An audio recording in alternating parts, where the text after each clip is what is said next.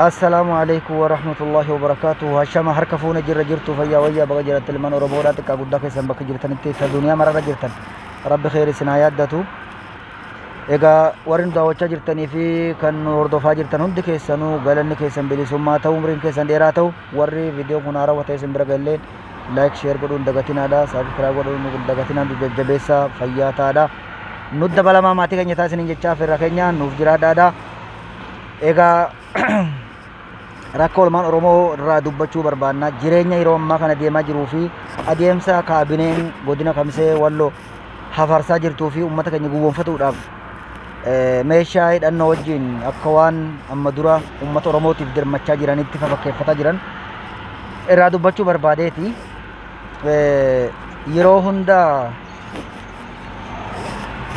egaa namaan ifu yeroo hundaa sammoo fira namaan ta'an yeroo hundaa sammoo diina namaan ta'an fakkaatanii gaafa guyyaa rakkoo isaan irra geesse fira nuu ta'uuf yaadanii gaafa rakkoon oromoo irra geesse immoo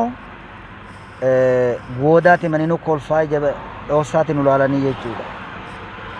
Sannutuu ni beekna warroonni har'a oromoo wallootiin kottaa duula kottaa wareegama jee footoo ka'aa jiru kuni warra gaafa bara 19 oromoo walloo lolli irratti gahee qabeenya oromoo walloo miliyoona tokko oli bu'ee fi isaan biratti gale dirqamaa fudhatanii adda qoodatan jechuudha.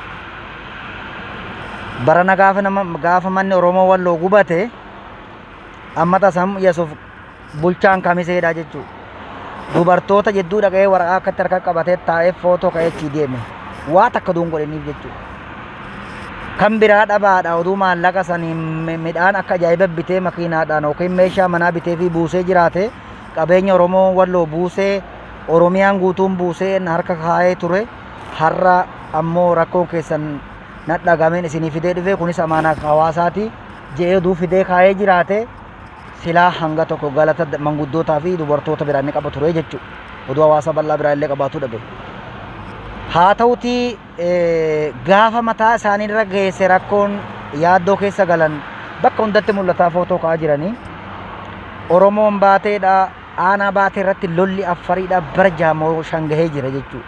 Lubbuun namaa wareegamuun eega jalqabe qabeenya namaa gubatuun turee jira. Oromoon Saudi Arabiyaa keessa jiru yeroo meeqa gargaarsa godhaafii ture warra madaahirraa tahee warra immoo manni gubateerraa tahee warra wareegamerraa tahee yeroo hunda jala deemee warri biyya alaa jiru quba qabaa jechuu hordofaa jira kan dandeettiitti. Garuu mootummaan kun takka aanaa baatee rakkoon kun maal fideema ni furmaatatti godhuu qabna jedhee yaadeen beeku dubbateen beeku. Amma akka waan oromoo wallootiif yaade akka waan oromoo baateetiif yaade akka waan lolli amma deema oromoo baatee reefu awwal marra rakkoon gahee itti fakkeessuudhaan uummata keenya gowwoomsuudhaaf dirmannaa fakkeessanii achi deemanii hidhannoo wajjin suuraa ka'aa galaa jiranii jechuudha. Oromoo baatee yoo tahe firri dirmateef hawaasa qulqulluu malee miila mootummaa keessaa tokko dirmateef hin jiru. Hawaasni kan danda'e qabeenyaan kan danda'e lubbuunis kan danda'e yaadaanis dirmataa fi ture odeeffataa ture quba qabanillee quba qabnallee. Haa ta'uti immoo isaan har'aas deebihanii yaada akkasii kana waan amma itti jiramu kana yaada akkanaa kana footoo ka'uu fi bakka akkasitti mul'atanii nama of fakkeessuu fi akka waan hawaasaa yaadanii fakkeessuun hawaasa hawatanii rakkoo keessa galchuu fi hawaasa kaabineen kan fedhe lolaa deemu kan fedhe deeggarsaa deemu kan fedhe qabeenyaa kennu kan fedhe meeshaa isaa kennu hawaasa keenyaan inni qawwee qabdu qawwee kee hidhadhu hidhannoo keetii wajjin ka'i inni qabdu ulee hin qabne ulee humna keetiin deemii lolii jechaa inni jiran. Gaafa diinni irra bobbahee uummata keenya akkas godhaa ture rasaasa takka bitaniif hin beekan jechuudha. Meeshaa takka itti hidhanii ofirraa lola diina hin jenneen jechuu gaafsan. Buquu maratanii calleessaan mana ta'aa turan. Gaafa rakkoon Kamiseetti uumamte ammata safaan bakka jiran namni dhageen jiru quban qaban eega ammee qabulanii as bahanii bilbilitti bilbilamee jennaan shanee miti hawaasa lola jettee lama bultee shanee nama 8 jira jette garagaltee jechuudha. Shanee nama 8 ishii filteechi keessa san ishuma beeka jechuudha. Haa ta'uti san bira dabarree immoo rakkoo ummataa rakkoo hawaasaa namni agarre gaafa rakkoo mataasaa akka waan hawaasaaf rakkoo arguutti wanni dubbatuuf hawaasni ni beekuu qaba. Nama sii tole toliif nama siin tolle atis irraa qabiisan beekuu qabu manni keenya.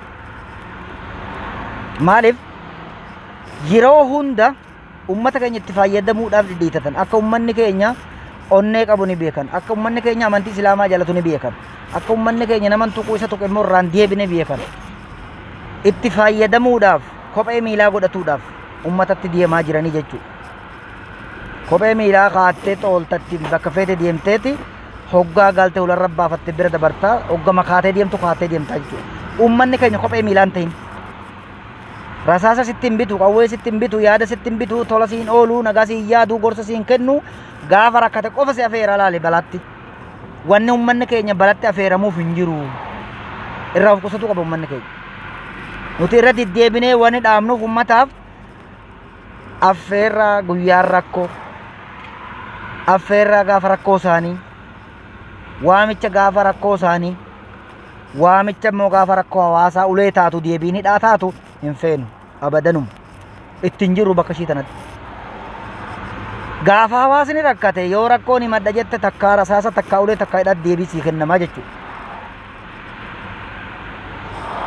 Gama biraatiin warri immoo isaanirra fira godhatanii wajjin Itoophiyummaa jaarrajanii deeman kun warra walloo cabse san haxee todoros warra isaan huccuu irratti laxxafatee deemaa jirutuun har'a Itoophiyaan dinnatii jaarrajee deemaa wajjin jira jechuudha uummanni donqooroon kun. Warra ummata Oromoo walloo afaan jijjiiree kaaba walloo keessatti amma yoo uffatan uffati isaanii Oromoo fakkaata rakkoon isaanii guutuun wanni isaan jireenyi isaanii guutuun akka Oromootti darbatamanii Oromoon hin fedhamu baay'inaan Oromoon Oromoo fedha malee dhaloonni Itoophiyaa keessatti dhalatte hundinuu Oromoon feetu.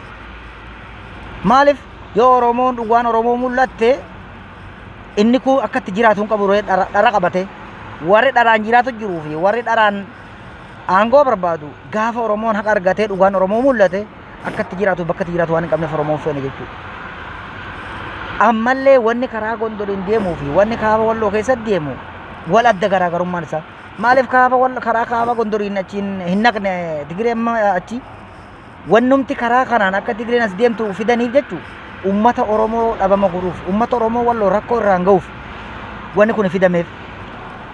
Garuu warroonni Kaabìnee godina Kamisee tuni ijaan qabdu gurras hin qabdu maaliif ishii rakkoon ishii qabate yoo mootummaan kun ibade eessa jiraanna mana ummata diinne mata gubne lubbuu namaa meeqa balleessine sanirraa itti gaafatamummaa qabna tam qorrajanii waan cinqaman qofa yaadan malee rakkoo booddee ummata keenyatti dhufaa jiru huban qaban maali warri kotteedha waan jechaa jiru Kamiseetti eegaa jiranii shaneen Kamiseetti eegaa jirti TPLF isaaniif fiddi janii karooras kasii ibsataa jiran warroomti lolu jiruus isaanii warri ajaja waraana qabuus isaanii isaanuma waraana duraa massaatii karaa kennaatii fi daseen galchanii Kamisee buusuuf deemanii jecha warroonni amma isaan buqqisanii akkatti kakammaasaa jiran kuni Oromoo of wallaale Oromoo eenyummaa isaa wallaaletuun buqqa'aa jira baqataa jira rakkachaa jira bakka isheen dhabee hoggaa Amaara bira dhaqee isin Oromoodha malee nuti miti nurraa deemaa afaan beektan malee nuti isin dhiigi keessa Oromoo mijanii ofirraa ari'aa jiran eessa baqatan aanaa baatee baqatanii jiraataa jiranii jechuudha.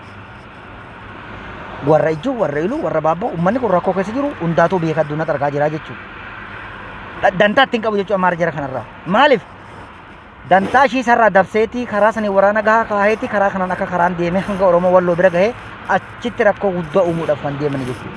Wanni isaan yeroo hundarra deddeebi'anii Kamiseedhaan sirbaa jiran Kamisee arrabsaa jiran rakkoo kana dhugaa dura dhaabbatuu dadhabuu duun taane Kamisee buusanii ummata keenya walitti buusuudha kan dadhaban ummata keenya waraanatti ergan dadhabatan hawaasa isaaniitti ergan dadhabatan lola bara meeqaa guutuu ittuma bobba'u jiran dadhabatan olola meeqatti banan dadhabatan haqee jetteen awwaalamtuu awwaaluu dadhabnaani amma karaa kana yoo awwaalamte janii xayyaaraa fi saarukaan dha'uudhaaf itti bobbaasuudhaaf karaa kana TPLF fidanii ofumaa isaaniitii karoora kana dura deemaati ishiin aangoo barbaaddi ishiin eenyummaa ishiidhaa cimsatutti jirti lolu jirti dura deemanii ijoollee reefu baratte baatii 3-2 dura kaanii gar ijoolleen lubbuun ishiidhaa sooti qawweetiin duran dhaabbanne baqatte kana ijoollee daa'ima kararraa guuranii TPLF walloodhaaf deemuu jirti janii faaruu jalqabanii jiranii jechuudha. TPLF walloof deemuu duun taane TPLF mootummaa kuffiftee aangoo qabatuuf kan deemaa jirtu abbaa jaalate abbaa jibbe jechuudha. Kanaaf ammoo Amaarri kana keessa waan inni fedha qabu walloo gaa dhufte achirratti rakkoo cimaa uumuudhaaf akkuma maqalee diida qulqulluu dhahaa jiran kanatti walloo diida qulqulluu dha'uudhaaf kan deemani. Hawaasni keenya yoo Tigree walitti bu'e akka dhabama ta'u. Yoo Tigree walitti bu'uu dhabe immoo shanee wajjin Tigreen loluu jirti jennee akka mootummaan dhabama godhu. Karoorri isaan deemaniif kana wanni tokko jechuudha. Yoo nuti Tigree walitti buunee isaaniif gara taane duuba dabanii taa'anii hanga ummata keenyaaf Tigreen dhabamu wal godhan isaa fedhetee harkaan booji'uudhaaf kan ta'u Amaarri.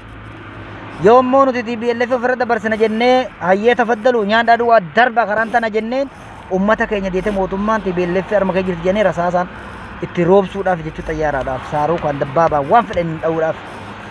Karoora kana hunda ummanni keenya beekee afeerraa diinaa kana argee irraa qabuu qaba, irraa of qusatuu qaba.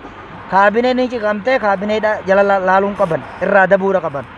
Dhaamsa dhuma ulamaa'iin areeda dheeressitanii dalgoo lafaan geessanii kitaaba qaala Allahu ta'aalaa jechaa maqaa kitaabaa baattanii yaatan kun irraa of qusadhaa hamda amma deemtaniif kan.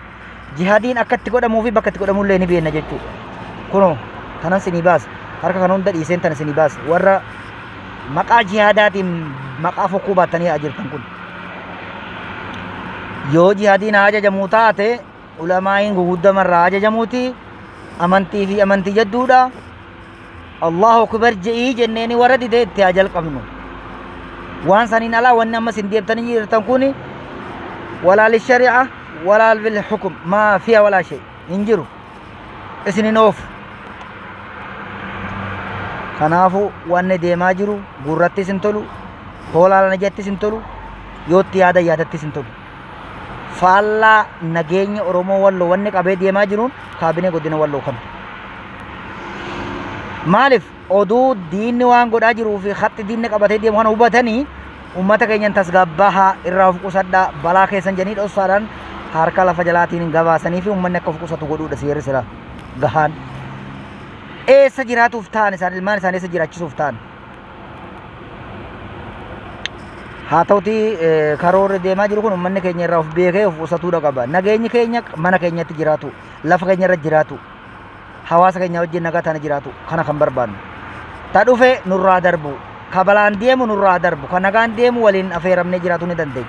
Ka balaan deemu balaa isaa qabatee nurraa darbu fayyaataa jiraadhaadha. Ummanni keenya irra deebiidhaan of eeggadhaa.